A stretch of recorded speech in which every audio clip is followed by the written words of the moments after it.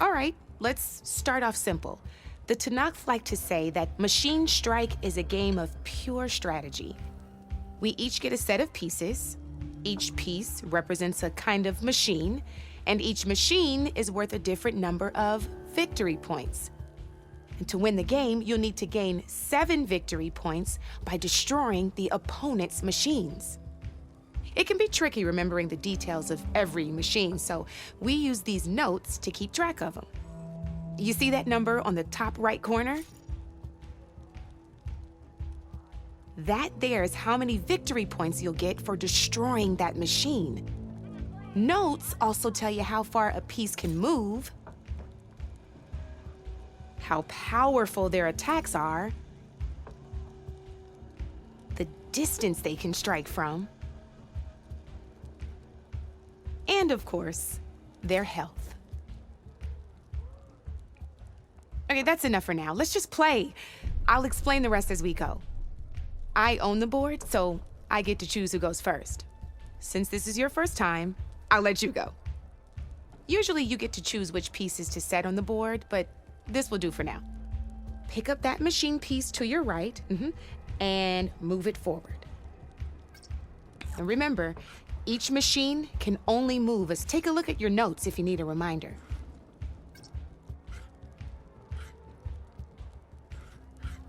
Easy enough, huh? Now, you get to move 2 machines each round, so go ahead and pick a second machine. Perfect. There's not much else to do for now, so just end your turn. We're forging onwards. Let me move my pieces here. And we're back to you. This time, why don't you try attacking one of my pieces? Try with that machine on your right first. Now move the piece close enough to attack one of my machines. When performing an attack, you'll be testing your machine's combat power against the opponent's. A machine's combat power is a combination of the terrain your machine is standing on and its own attack power. This board only has grassland terrain, which has no effect on a machine's combat power. And your current machine has 2 points of attack power. So in total, your machine's combat power equals 2 points. Since my machine isn't the one attacking, it has 0 points of attack power. And just like your machine, it's not affected by grassland terrain. So right now, the difference in combat power between the 2 machines is 2 points. This means your machine can do 2 points of damage to my machine. Did you get all that? Knew you were a smart one. Finish up by attacking my machine. Not pulling any punches, huh? Now grab that second machine of yours. See how your machine can't move close enough to attack mine? You can make your machine sprint. That lets it move 1 space further. Try it out. Downside to sprinting is that your machine can no longer attack. Now, some players like to take a risk and overcharge their machine in cases like this. Overcharging lets you attack after a sprint, but it will damage your machine's health by 2 points. So use at your own discretion. Let's try doing that now so you can see what I mean. That's about it for your turn then. Now, I'll let you in on a neat trick.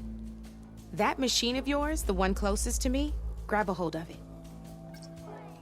Same as in the wilds, machines have both armored points and weak points.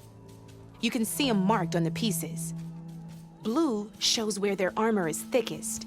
Hit them there and you'll do some damage, but not a lot. Now, red shows the machine's weak points.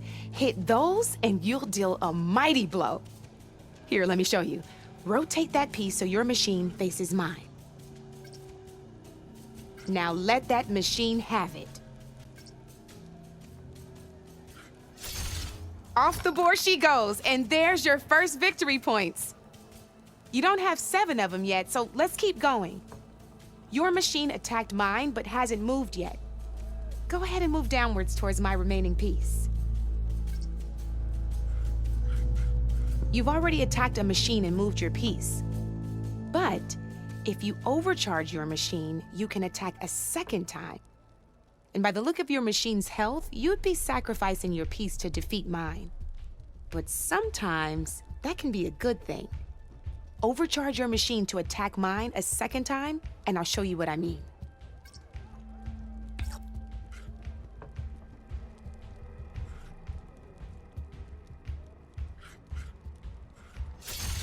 Ain't that a thrill?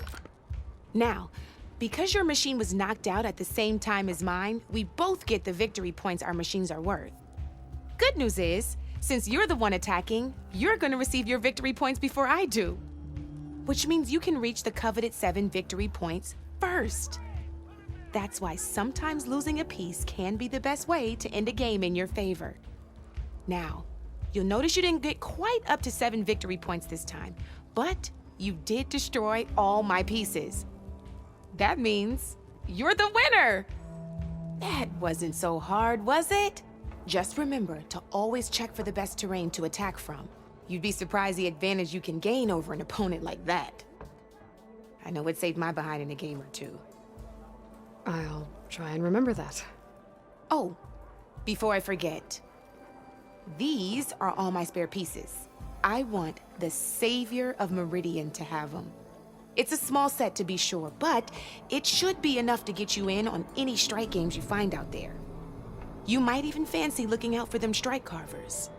They've got all kinds of unique pieces that can turn a game in your favor, though they'll need the right materials to craft you one. Or you might find them in the wilds if you're lucky. I know I've lost my fair share of pieces after a night of machine hunting or brew hopping. No need to thank me, always a pleasure to help out new strike players. Now, if you feel like playing a real game, I've got plenty of other boards. I could even teach you a few more tricks if you're up for it. Thanks. I'll think about it.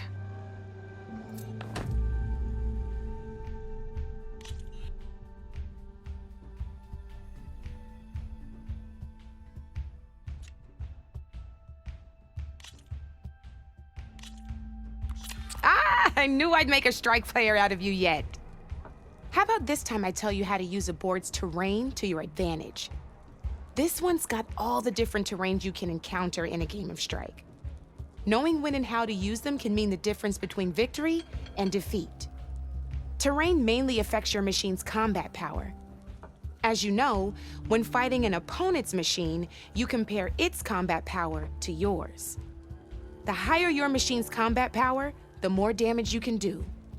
So finding the right terrain is an essential strategy for overpowering your opponent. Here, I'll show you.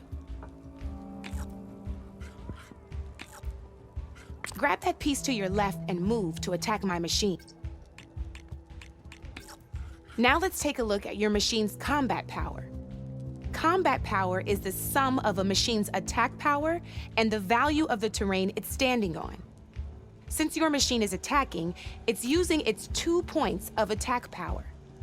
It's also standing on forest terrain with a value of 1 point. Add those together, and your machine has 3 points of combat power. My machine is standing on grassland terrain with a value of 0 points. It's also not attacking, which means their attack points aren't in play. So my combat power is 0. This means your machine can do 3 points of damage. Go ahead and test it out. There you go. Now, choosing the right terrain doesn't just improve your offense.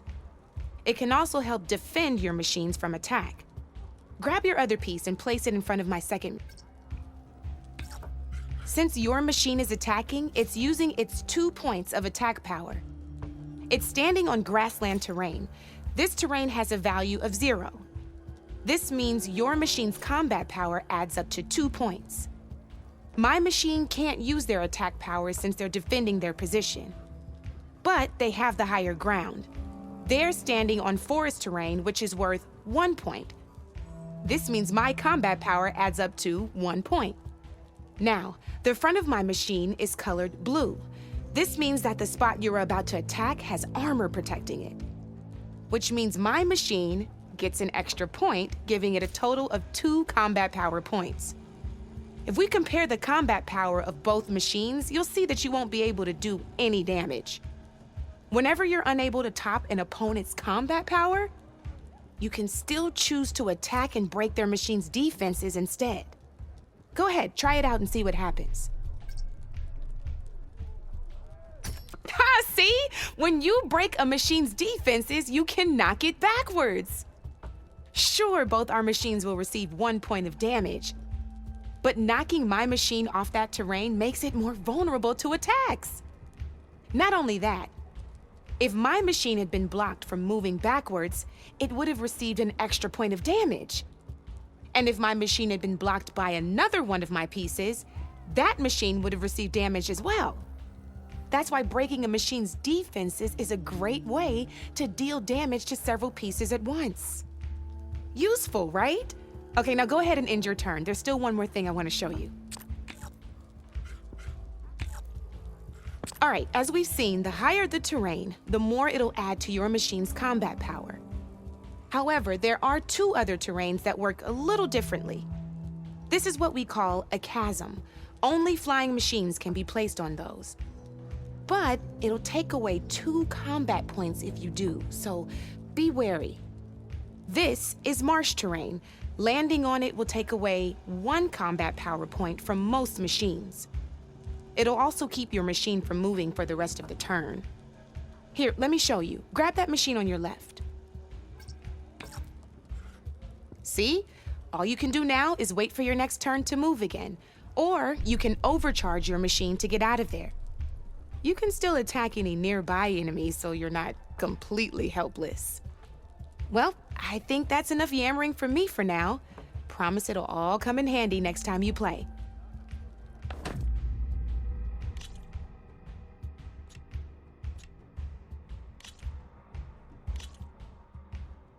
Here for more tips? Why don't I tell you a bit more about the pieces we used to play? In a normal game, you get to choose which machines you place on the board. Each one is worth a certain number of setup points, and you can spend up to 10 assembling your army.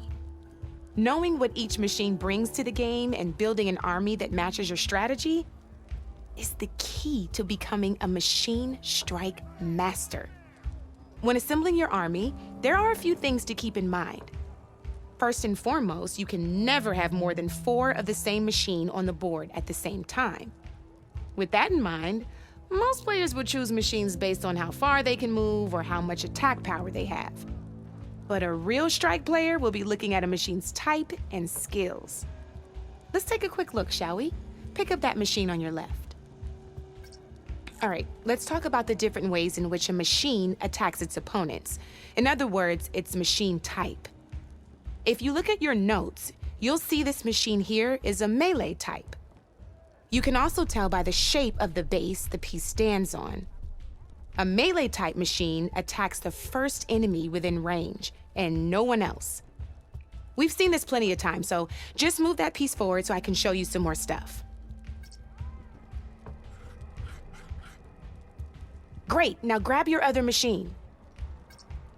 Looks like we've got ourselves a gunner type machine here. This means they'll only hit the farthest enemy in their attack range. Let's move that machine forward and end your turn so we can take a look at the rest of the pieces. Let's go with this piece first. This is a ram type machine. Attack an enemy with it and it'll push the piece backwards. Like this. See, now my machine has taken over your machine's spot on the board. This is a great way to take the advantage away from your opponent if they have the higher ground. Looks like we have one more piece to look at. Now this is a beauty of a piece, a dash type machine. When it attacks, it'll move to the end of its attack range and damage every machine in its path, including your own. So make sure you take a good look at the board before you send it off to the races. You should also make sure it's able to finish its attack on an empty spot. Otherwise, you won't be able to attack at all. Here, I'll show you.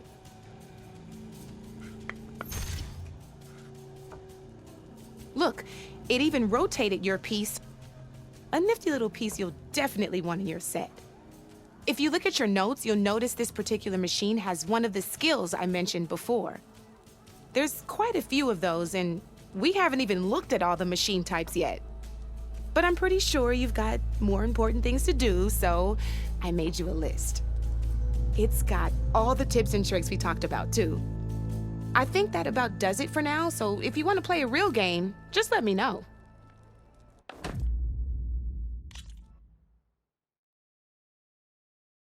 Come back.